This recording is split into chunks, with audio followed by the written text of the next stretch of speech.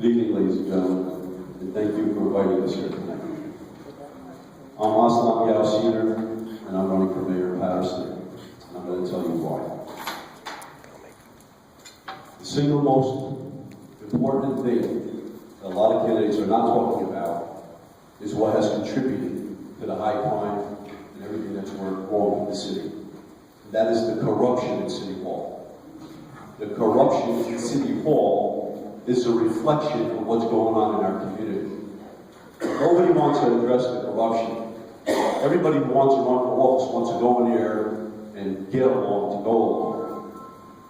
Nobody's strong enough to take that challenge on. I have been exposing that corruption. I turned the second ward around as a councilman for 12 years. I served as council president. And I know and I understand what's going on internally and how it's reflecting in our community. People are being shot every single day now. It's a regular thing. It's not just a little, small crime. It's a major crime. The violence is out of control. The blighted areas of the city, the 4th ward, the 1st ward, and the 5th ward, nobody's paying attention to it. Police are not visible. Police are not responding. There's no presence. There's nothing to deter the crime. That's what we need. We need a mayor that's going to be visible, that's going to be accountable, that's going to be present, that will create that accountability. And that's what we don't have. Everybody talked about Frank Graves when he was here. They hated him. Well, everybody's talking about him today. How much they miss him. His visibility, his presence, being out there every night, making sure those cops are there, responding to those jobs. That's the kind of approach I want. I want a hands-on approach.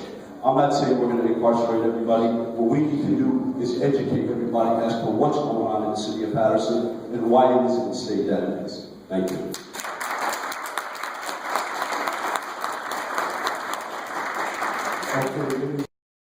That question was asked earlier at another debate.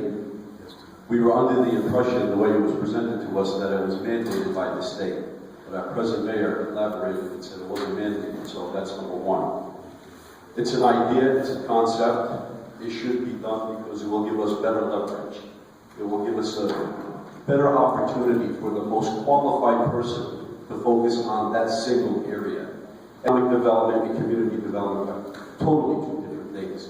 We need the best of the best people, the most qualified people, the people that know what they're doing.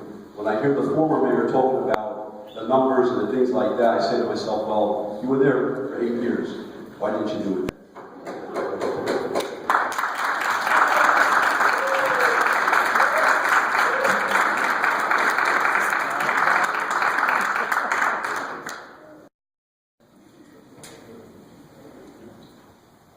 Would you restate that question, please? Yes, I haven't heard the answer yet. Patterson has abandoned homes and empty lots, which creates environmental hazard. What action can you propose to address this situation? Council President talks about I. I heard that many a time, all the things that he's done. This ordinance is an ordinance. Is the ordinance going to come out and get out there in the neighborhood and start fixing these buildings and getting them reshaped? No. There's no accountability. I walked the 4th ward this past weekend. I walked the so-called G Streets, Godwin, Graham, Governor.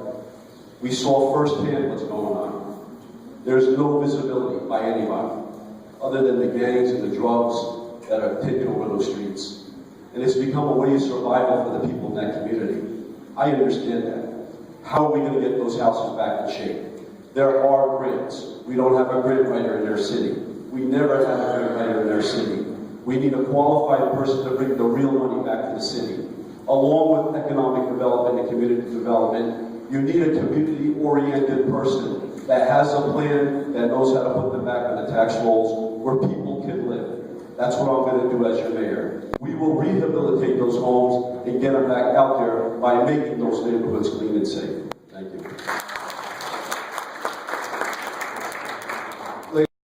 One of the most abused areas in our city. Our former mayor just talked about what the great job he's doing to negotiate contracts in Jackson. Well, before he left here, he negotiated a contract for our fire department, 19.75% over 5 years. You know what that means in terms of dollars? For 5 years, it was retroactive. When Jones took office, we got this tremendous amount of debt. We had to lay off firemen, police officers, and we had to mulch a tremendous amount of people that were promoted because of the garbage and the nonsense and the corruption that's going on negotiating these contracts. These are the areas that I talk about where there's a tremendous amount of abuse that has to be addressed. 19.75%, 4 days on for the cops, 4 days off, firemen working 1 day on, 3 days off. Think about it. It's costing us. We give them health benefits, they accumulate sick days, we pay it at the end. When is enough enough?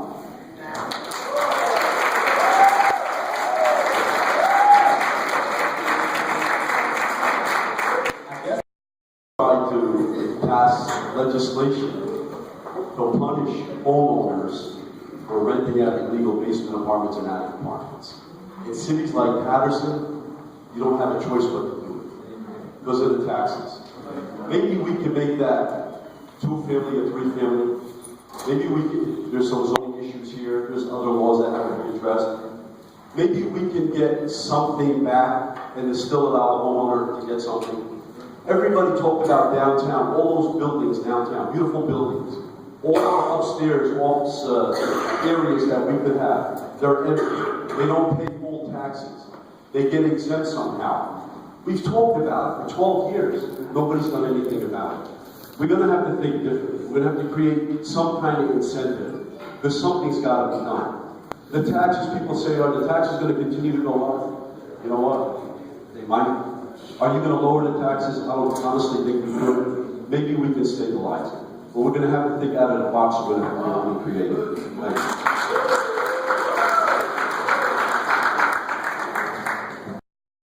As a program, it's called Condazone. This is something we need to capitalize on. For the blighted areas of any of the big cities. But in the state of New Jersey, we have many cities that are blighted, economic failure, high crime, and things like that. We have to lobby the state to make sure that we can get those benefits. We have a crisis in the city of Patterson. It's forcing people away. Until this crime problem is really addressed, until we improve the quality of life, until we make it attractive, until we make it safe for our residents, then and only then people start coming. Because there are investors that invest here. We should have a state-of-the-art city.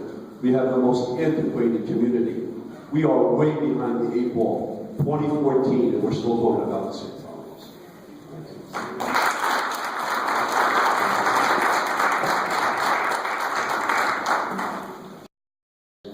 Departments, the police department, and we have a major crime problem. Everyone's talking about putting police officers on, but it's an affordability issue. Your chief of police doesn't live here, your fire chief doesn't live here, your DPW director doesn't live here. So that's what we are. Chief of police must live in the town. If he chooses not to live here, you don't have the chief of police. We have an opportunity now to put 80 special police officers on. It creates jobs, and it creates a future career for our people. We have a 50 people from every ward in the city that will reflect the diversity of our community. They're part-time cops that have full police powers. Every municipality has them, but Patterson. I've been saying it for 14 years, and now the state is mandating it. We start there. We have presence, we have visibility, and we have job opportunities and career opportunities for our home. Okay. The question that was put out there was specific. It was for juveniles. 7,500 people said yes. 2,500 people said no. That was the first time. Second time, 2,500 people said yes. 750 people said no. They were not binding questions. Had they were, we would have made a curfew in the city of Patterson. There was a lot of research done. The constitutionality issue has been addressed. Why is it when you go to Total, Wayne, North Hill, any other town around here, we don't have the same problems they don't have. We don't have the youth hanging out on the street because there's parent accountability. And that's what we're lacking. There's no parent accountability. There's no parent accountability. And then we start providing police officers to ensure that our community is safe and we protect them. That's where we start. Targeting businesses now, we have a big problem. Some businesses are just open too late. They have to be addressed. I don't think curfew is the problem, but with good policing, good management, and honest government, we can turn this place around. Ladies and gentlemen, we have a crisis in the city of Dallas. Well, we have another crisis right now. That's this election. We got 8 candidates running. There's a reason for that. And the problem is, the community is getting confused. They don't know who to believe. They don't know who to trust. I can tell you this. You had 8 years of Joey Torres. You had 4 years of Jeffrey Jones. Let's not go backwards. If I tell you, don't put your hand in that hole because you're going to get stuck, don't put it in there. And if I say, and you ask me, how do you know that? I'll tell you because I did it already. You had their leadership. They're talking about all the things they want to do now. I've been telling you for 14 years, ladies and gentlemen, I have a plan for the city, and I present it to you. I don't have copies available for you tonight, but most of you have access to the mainstream medias, AslanGow.com or Gow for Mayor. Read my plan. Make your comments. Tell me what you think. We need to move the city forward. We need a government that's going to reflect the diversity of our community. We need a government that's going to be transparent. It's our government. It's not their government. For some reason, when they get there, they act like it's their house, when it's really our house. Enough is enough. It's the corruption that's destroying our city. Somebody's got to be big enough, bad enough, strong enough to go in there and take that beast on. I'm that guy. And that's what I've done for 12 years. Nobody wants to touch the Nobody wants to hear it. And we continue to lose people every night, shootings every night, no police presence, no police response. How much more can you take? My time is up. I'm Aslan Gow Sr. I'm not just a white guy, I'm the right guy.